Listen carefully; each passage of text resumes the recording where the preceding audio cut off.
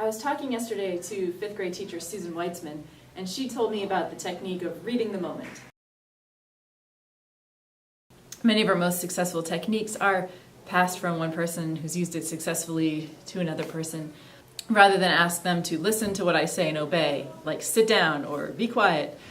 It asks students to interpret the situation as it's going on and behave accordingly. I like it because it asks students to see themselves as part of a group and as part of a community, to understand what's going on, that they're a part of it, and they need to act as if they're a part of it. It gives students the tools and the power to figure it out for themselves, and that's what I like. And this whole video is words of wisdom that we've gleaned from each other here at Friends. When in Grow we talked about 21st century teaching and learning, we talked a lot about what it is and what it isn't. You're going to know what 21st century teaching is, right? A talking head from a whole bunch of books is going to tell you what it is in an expert way, and then you'll know, right? The skills and the habits of mind, project-based learning, PBL, and PLN, and the T&L, and paradigm shifts, and PLP. What's best for FSB. If it doesn't have an acronym, it is not 21st century.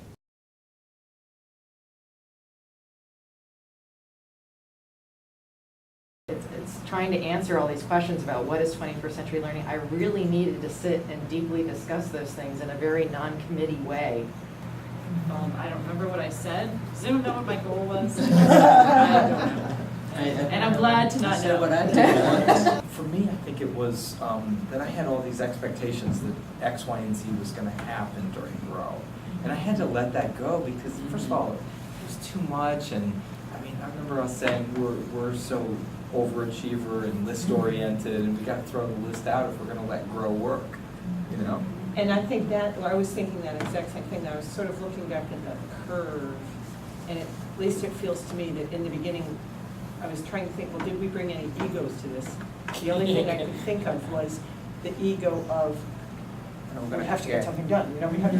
And I think when we all sort of admitted that and let it go and say, guess what, what's going to happen is what's going to happen ties in with what you just said, Lee, that all of a sudden we realized there wasn't some hidden agenda that, you know, Paula and Josh had, and they just were telling us about. You know, that Matt was, I mean, we even said, what does Matt expect us to do? When we realized there wasn't any of that, and that there wasn't a set way, that we were going to make that way, to me, that's when the energy, that's when we really clicked as a group, that's when the energy of the group really sparked, when we were, it's not what anybody else is telling us to do, it's somehow we're going to have to figure this out ourselves.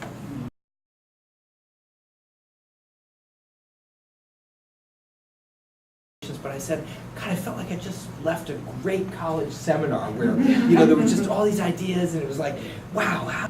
I don't feel like we accomplished a lot scratching the surface. I think we went in deep. Yes, it's just bringing parts of your outside life and inside life together in a nice way because you can share. I'm not hearing, you know, I've got this new project that I developed. I'm looking at what I've always been doing in a slightly different way. Our synergy, friends, possibilities. Sort of being able to safely take risks along the way. The words that came up for me about Grow were support in evolution. I think for me the word that comes to mind is liberating, in that the lack of imposed structure I think is very much in keeping with what we as a school are asking of our students in terms of, you know, kind of letting go of that structure and focusing more on the journey. And I think this has been a journey. So liberating is the word that came to mind. You can take any group of people and accomplish this if they want to make the kind of contribution that you described. But the idea of you're not listening, right? You're not listening if you're not willing to change. I'm inspired to think of things and to have feelings that I wouldn't normally have if it were not for the contribution of someone else. I certainly wouldn't do the marathon on my own, but sometimes you do things because the other person you would like to be. You have that connection or that touch with that person and say, okay, I'm gonna go with you. And then you up doing it. Much more So fun. that triggers that intrinsic motivation. The thing too is I feel like inspiration is frequently the collision of two needs. Do you know what I mean? Like I have a need or a lacking or something and somebody else provides some sort of wisdom or something or some sort of example of something that helps me out of a space and moves me forward. I think one of the senses is how impossible it is to distill this experience. Yes. You just almost have to say, just believe us, it's really a cool thing to do. It'll work, you know. I think But like sort of one- going on faith. I think We're not done yet. We're not done yet.